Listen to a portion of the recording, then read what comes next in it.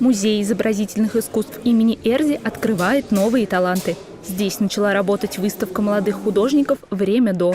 Свои произведения на суд саранских зрителей представили 11 юношей и девушек. Вот эта выставка – это время от человека, от детства до зрелости и до смерти. И вот все этапы психологические человека представлены в работах на данной выставке. Это своего рода такая хронология от детского восприятия, и по ходу выставки мы можем наблюдать, как меняется мировоззрение, сознание человека.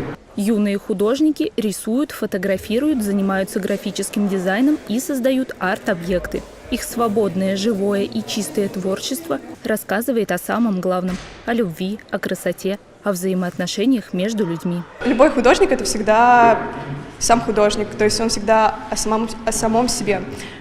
И посредством своего художества он пытается закрыться неким образом от мира.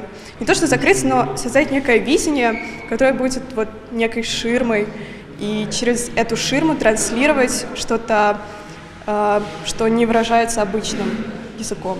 Молодые мордовские художники пока не стали известными. Для многих из них это первый выход в свет.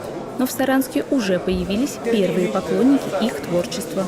Мне кажется, это уникальная возможность посетить и увидеть работы современных молодых художников, которые имеют такую перспективу. Мне нравится в целом вся выставка. Можно увидеть не только традиционные работы, выпущенные в графическом варианте или в изобразительном искусстве, но и современные варианты, такие как инсталляции, такие как фотографии, коллажи.